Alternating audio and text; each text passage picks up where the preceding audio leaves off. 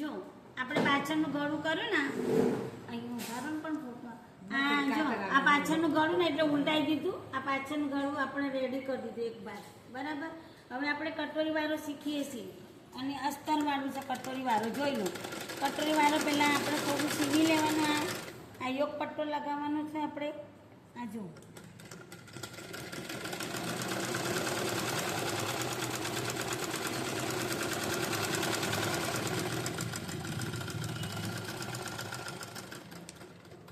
આ યોગ પટ્ટો લગાવી અને આપણને કટોરીવાળો ભાગ તૈયાર કર્યું છે. જુઓ અમે એને કમ્પ્લીટ. હવે અહીંયા આપણે કટોરી લગાવી છે અને યોગ પટ્ટો આપણે બાકી છે. યોગ પટ્ટો ક્યાં ગયો બીજું? આ જે ખૂણો હોય ને આ ખૂણો મોટો ભાગ તમારે બટન બાજુ આવે. બટન બાજુ લગાતી વખતે તમારે આ ટ્રાય કરવાની કે ખસી ના જાય.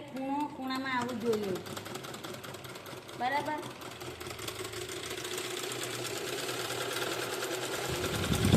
કટોરીવાળો ગ્લાસ શીખવા માટે તમારે કંઈ આગુ પાછું કરવા નથી. ડાયરેક્ટ આવી જશે. પેટી લગાવીએ. આ બટનવાળું બટન પટ્ટી લાવો. એક બટન પટ્ટી પછી આપણે આ જોઈન્ટ કર્યા પછી તમારે પહેલા બટન પટ્ટી લગાવવાની, પછી ગળા પટ્ટી લગાવવાની. કેમ કે બટન પટ્ટીમાં અંદર લગાતી વખતે એક વટરનું હશે તમારી જોડે, બે પટ્ટીઓ આવી હશે. આ જો પણ હાલ દે કોઈ કાપડ જો આ કટોરી વાળો બ્લાઉઝ તૈયાર થઈ ગયો છે. અને એમાં આપણને બટન પટ્ટી લગાવતી વખતે તમારે થોડું ધ્યાન આપવાનું છે. કેમ કે બટન પટ્ટીમાં તમારે અંદરથી અને બહારથી લેવા માટે જો આપણે આટલું આપણે ભાગ કટિંગ કરવાનું છે. બરાબર. એ તમારે અંદર બહારની જે ગળા પટ્ટી આપણે બટન પટ્ટી કરીએ છીએ ને જે એના માટે થોડું પહોળાઈ રાખવાની. એ આ બાજુ આવશે, અહીંયાથી આવશે. પહેલાં નીચે મૂકવાની છે આ પટ્ટી, પછી અહીંયા લગાવવાની છે. આપણને આ બટન પટ્ટી આવશે. બીજી પટ્ટી કાપજો એટલે એમાંથી જ કાપી નાખો. થોડી કાપો. આ બટન પટ્ટી તમે ભૂલી ના જવાની એના માટે પહેલાં તે નીચેથી લગાવવાની. સાડીનું કપડું અંદર નીચે નાખ્યું નથી આપણે. હવે આ બટન પટ્ટી જે આ બાજુનો ભાગ હોય આપણને ડાબા હાથનો ભાગ હોય એ ડાબા બાજુ પહેલાં રાખી અને અહીંયાથી થોડું બહાર નીકળે એવી પટ્ટી ડાયરેક્ટ લગાવવાની છે. જુઓ આ ડાયરેક્ટ લગાવી દીધી આપણને અંદરથી. અને આપણને આમાં આઈ બનાવવાની. અને જો તમારે બટનનો હૂક લગાવવા, બટનને ગાજ કરવા હોય તો અહીંયા બટન આવશે અને હૂક કરવા હોય તો આઈ આવશે. આ પહોળી પટ્ટી રાખવાની જેથી તમારે અંદર ખેંચાય નહીં કપડું. આ લગાવતી વખતે આપણે બીજી સિલાઈ કરવી હોય તો કાઢવાનું નહીં. ડાયરેક્ટ આપણને બીજી સિલાઈ પણ આપણે મારી શકાય. કાઢવાનું નહીં. દોરો કાઢીએ તો દોરો તૂટી જાય. એટલા માટે આ સીધી સરળ તમારે બટન પટ્ટી આખું આવી જાય.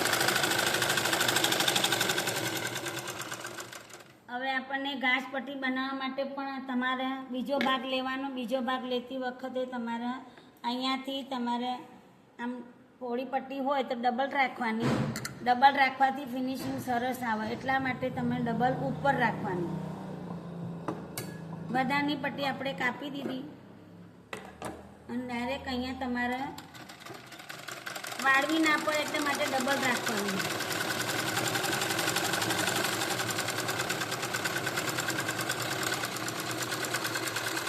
દોરાની સોય બગડી સોય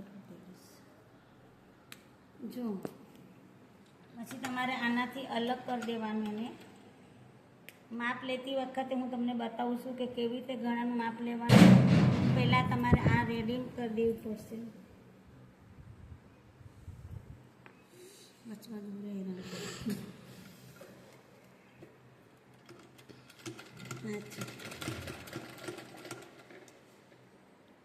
આ સીધી રાખવાની છે જેથી અંદર જતી રહે પટ્ટી.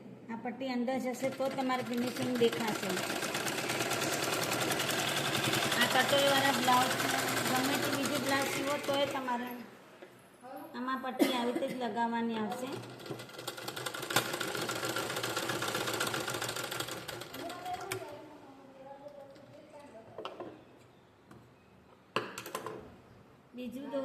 બીજી પણ સિલાઈ તમારે અહીંયાથી નીચેથી લેવામાં આવશે.